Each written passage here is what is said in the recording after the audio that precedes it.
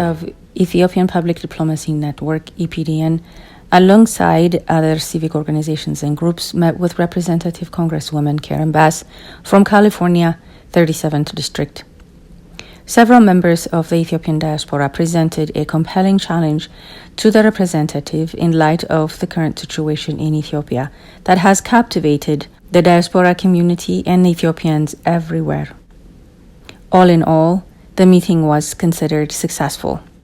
Madam Congresswoman, how do you justify this? TPLF leaders who publicly mocked the ceasefire as a joke and said they will now take the war to the rest of Ethiopia were not chastised or condemned. No comment or press release came from your office. Instead, more pressure was put on the Ethiopian government. Second, humanitarian aid and food corridor. The Ethiopian army left over 400,000 sacks of grain in Tigray before withdrawing. Hundreds of trucks of humanitarian aid were also delivered.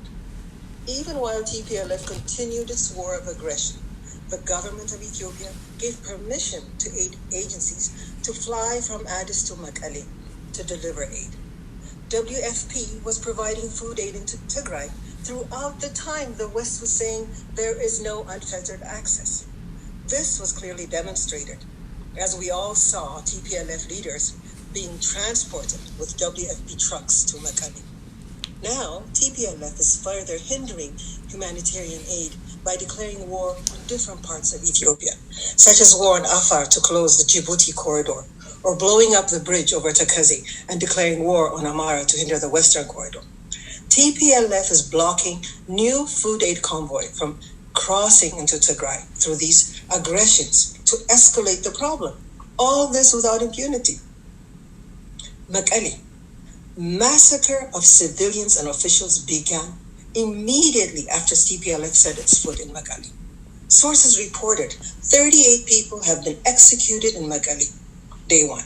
158 were taken outside of the town into the mountains. More than 200 people have been killed in Adigrat. Muslim communities living in the small towns of Gajit and Mahoni have been murdered execution style in broad daylight and in public. Scores of young people have been murdered in the town of Shire for organizing to protect their town. The massacre of Eritrean refugees is also going unnoticed, just like the massacre of Maikadra, which to date is the worst committed by the TPLF. Now, TPLF is claiming a siege by Ethiopia and that they are surrounded by the enemy. Well, Ethiopians live in Ethiopia and Tigray is in Ethiopia. People cannot leave their homes to satisfy the whims of TPLF. And what they call Tigray, or Western Tigray, is Walqait, Tsallabt, Humera, all lands where the Amharas have lived since millennia. They are not going to leave their homes. But lastly, my comment, and this one is really, really something that is close to my own heart. Congresswoman Bass, you are not only the head of the subcommittee on Africa, you are also a child advocate in the committees for children K to 12 and for foster and adopted children.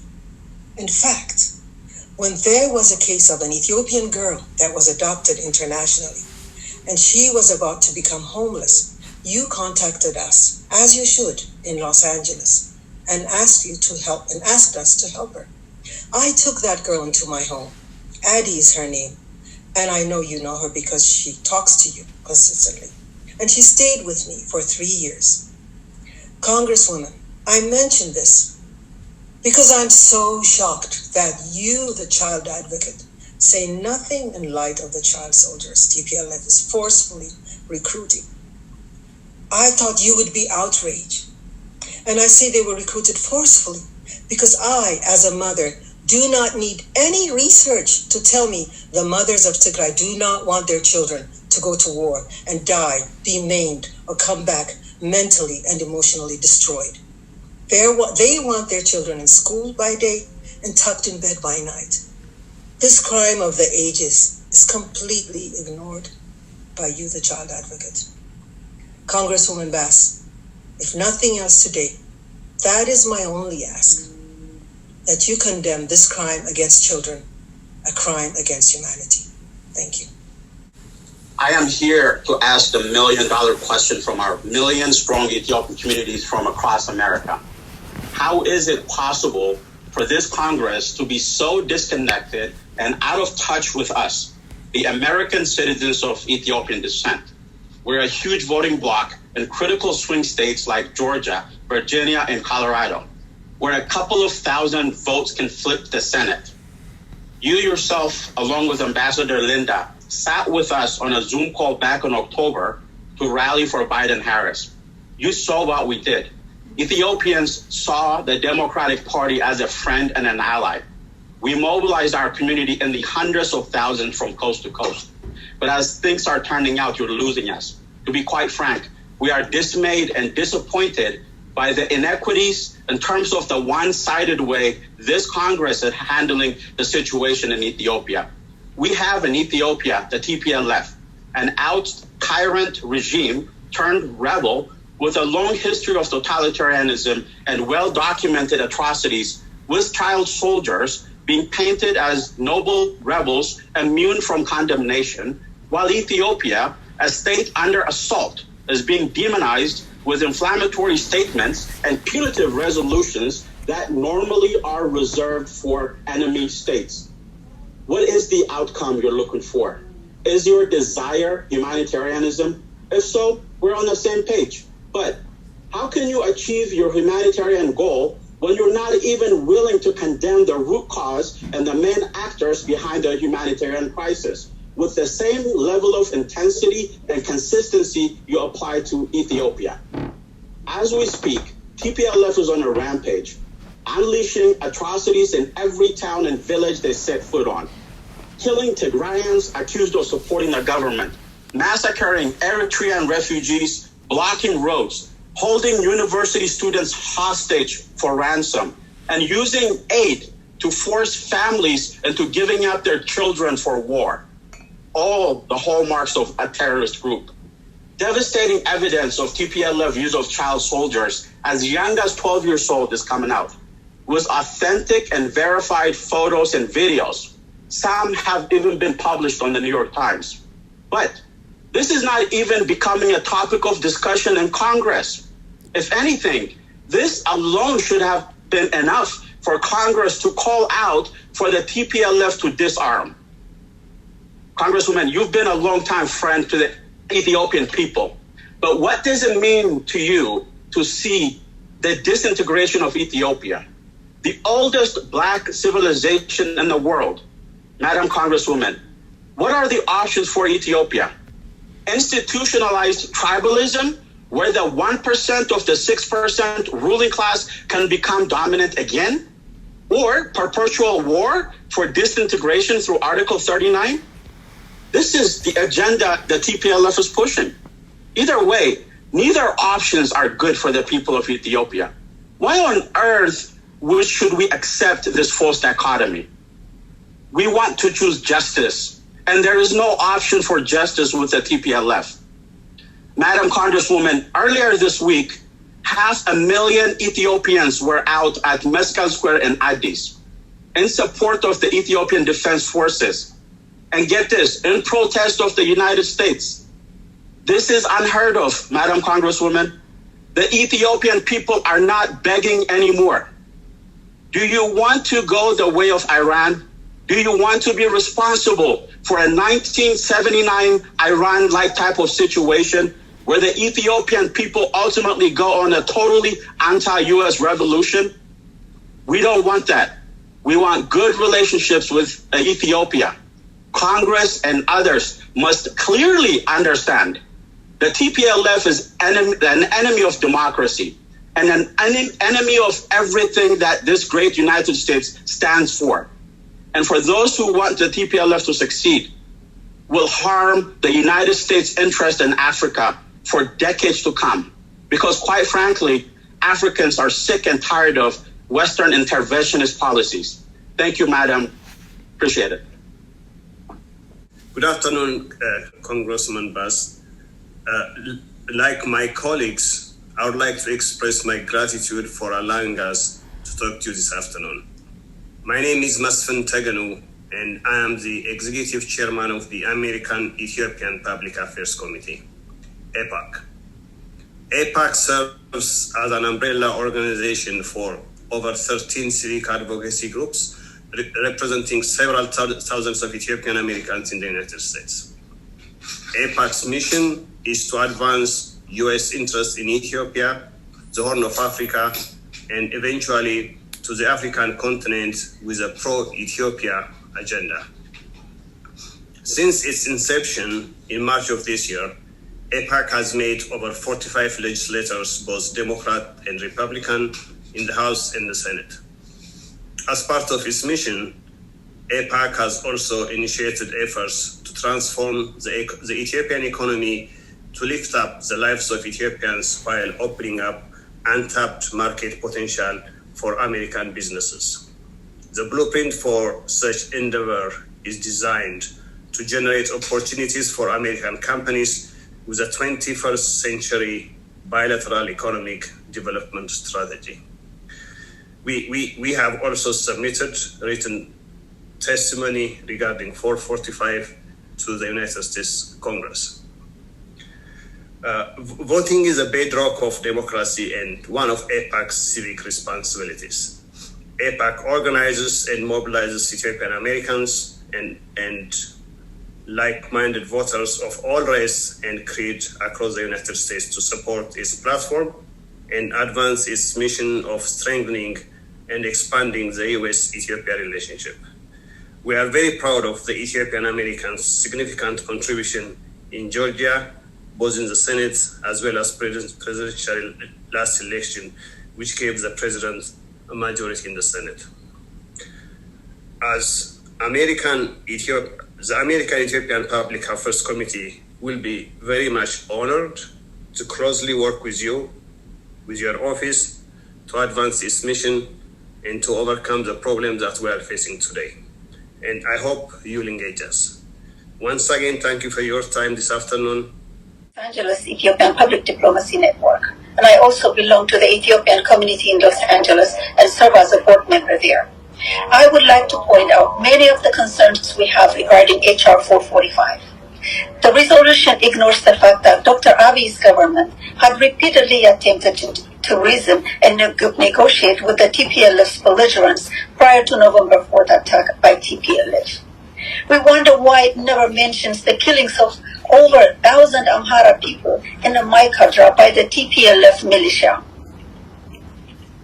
It is mind-boggling why the resolution ignores the Ethiopian government's effort to provide humanitarian assistance. In fact, the government of Ethiopia has spent over $2.5 billion to restore service, rebuild infrastructure, and to deliver food in the Tigray region.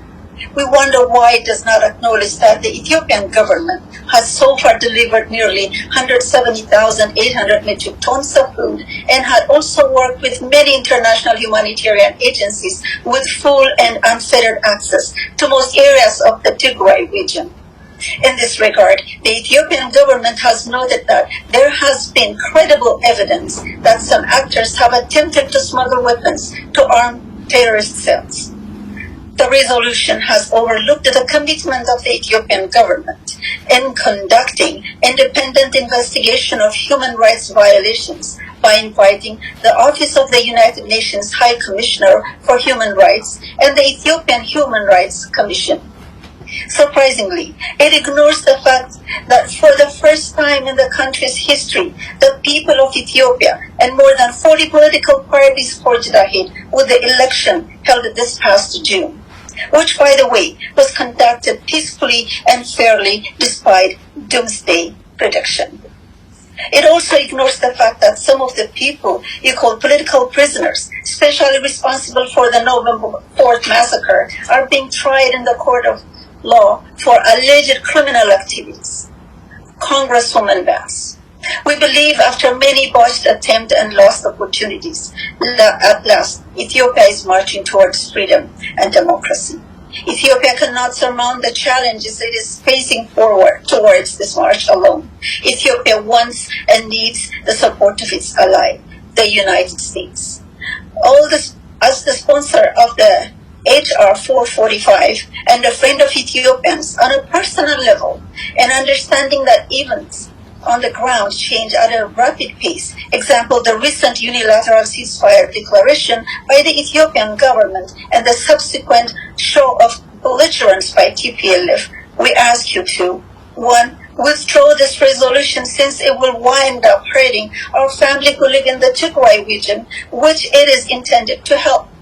2, invite Ethiopians of all political beliefs and persuasions to provide testimony during congressional hearings on Ethiopia in order to draw a complete and unbiased conclusion. 3, recognize TPLF as a terrorist organization. Please continue your support of the position of Ethiopia for reasonable and equitable use of Nile water. That was 4. 5, release aid funds that are withheld by the State Department. 6, support the efforts for peace, freedom, and democracy in Ethiopia. Thank you very much for your time, Congressman. Thank you very much. Thank you for taking the time. That the TPLF has refused to hold the ceasefire. We do condemn the child soldiering of TPLF, that they're using the food aid distribution as a weapon against its own people. And finally, honestly, it would be nice if we could get a written reply on some form, whether or not the strategic interest of the United States in that geopolitical space, in line with the fact that we have an independent-minded nationalist Prime Minister of Abiy, has that been truly the elephant in the room that we're facing all this demonization versus the conflict in Tigray? But I want to thank you again for giving us this opportunity. We hope to hear from you. Were you asking me if what's behind U.S. policy is that Abiy is too independent? Is that what you're saying? Yes. Okay. Congresswoman, in light of the geopolitical situation in that region, it is the hotspot in the world. And when you combine that with a nationalist independent leader like Abiy, the question is, are we dealing with that issue, or are we really concerned about what's happening in there? Because, you know, I know your subcommittee, the good work you guys are doing, because this is telling other African countries also that this is a model, TPLF is a model for them to follow. And if anything happens to such a rogue rebel group, that the United States is going to come and demonize them just like they are demonizing Ethiopia.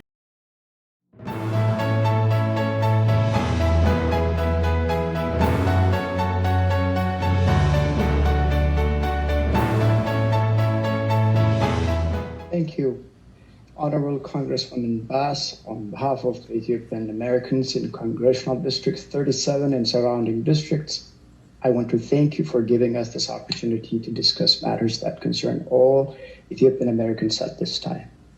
My name is Mekbub Dagaga, and I live in California's 41st Congressional District. I'm no activist.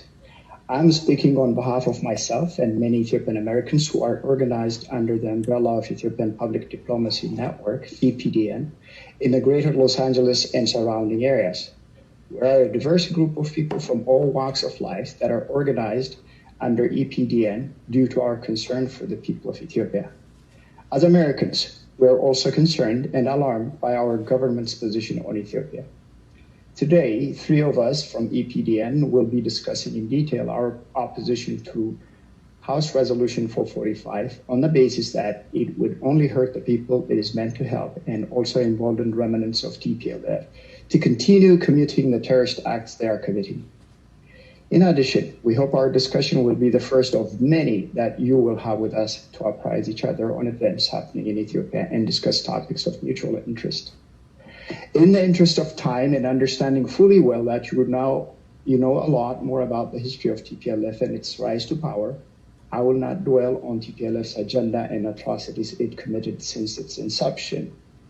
I will also not go over the U.S.-Ethiopia relationship, as you are more informed than me on the long-standing relationship between the two countries. In addition, Since you are well informed on the subject, I will not go over the reforms that the current Ethiopian government has been undertaking in the areas of democratization, economic liberalization, empowerment, and or establishment of independent institutions such as the Election Board, the Human Rights Commission, etc., and its role in regional stability. Given all the above, why a biased, ill-informed, and misguided House Resolution 445?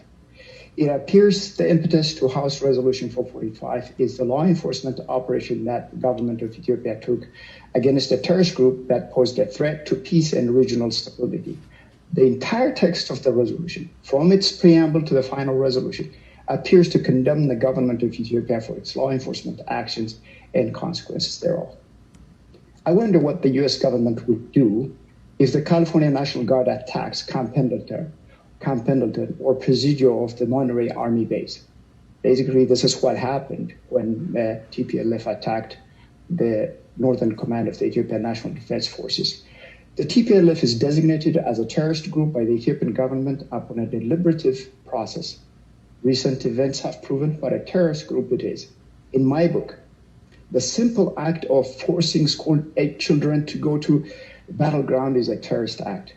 To my knowledge, even ISIS or the Taliban did not force children to go to battle.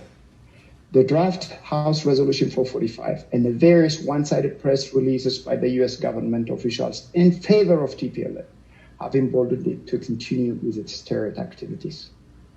I would like to conclude my remarks by stating that my brothers and sisters in the Tigray region of Ethiopia have suffered for nearly a half a century under TPLF. From the days of TPLF's inception, the people of Tigray have lost their loved ones. Ethiopia has lost many of its Tigrinya-speaking children to TPLF. Sorry. The people of Tigray region have suffered enough under the terrorist organization.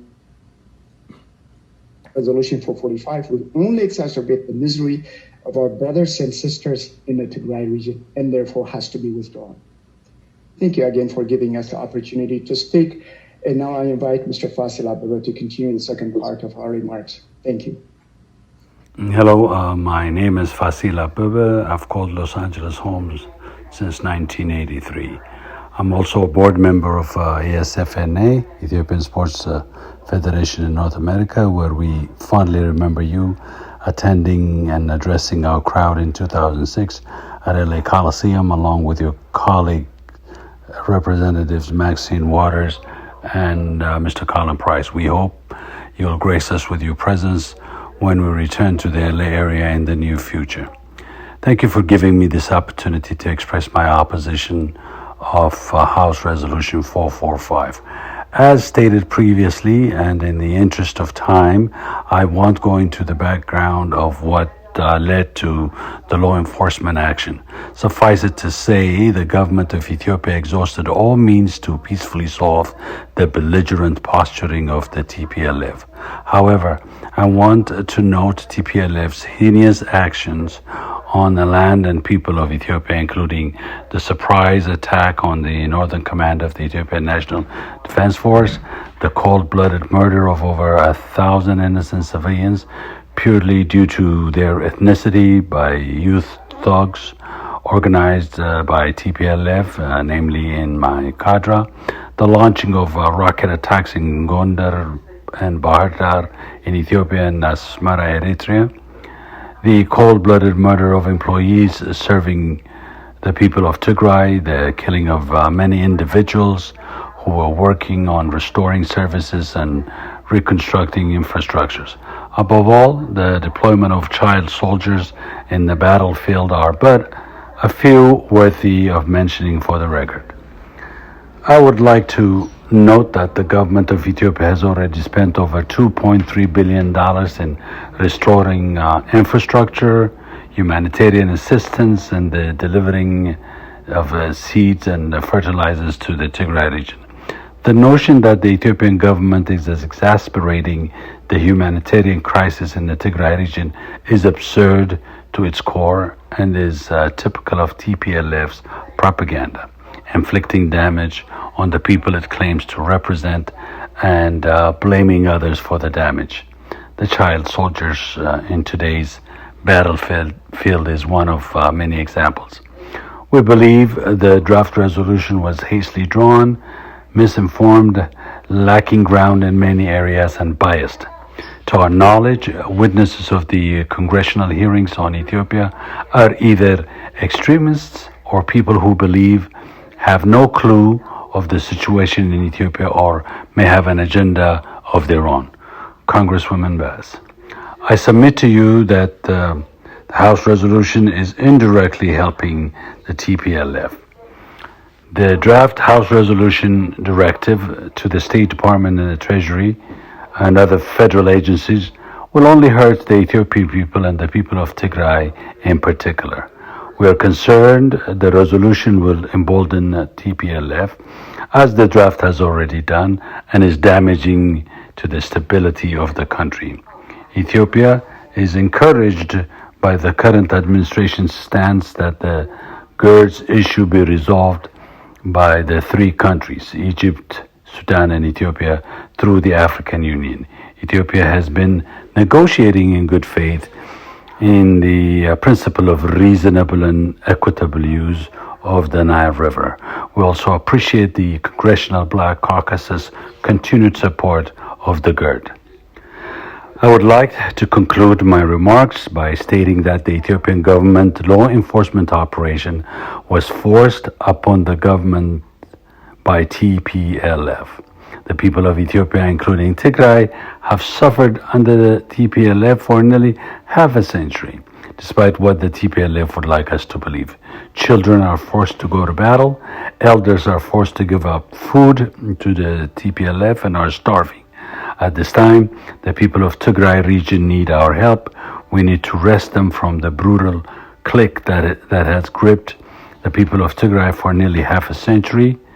House Resolution 445 will only embolden remnants of TPLFs and subject the people of Tigray to more hardship. Please withdraw House Resolution 445. Put TPLF on notice. It is a terrorist organization by all measures, and the U.S. needs to recognize that.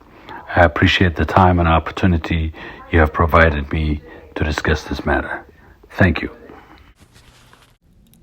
As stated in the beginning of the video, members of the EPDN, Ethiopian Public Diplomacy Network, have petitioned with over 100 signatures requesting a town hall meeting with Representative Karen Bass of California, 37th District.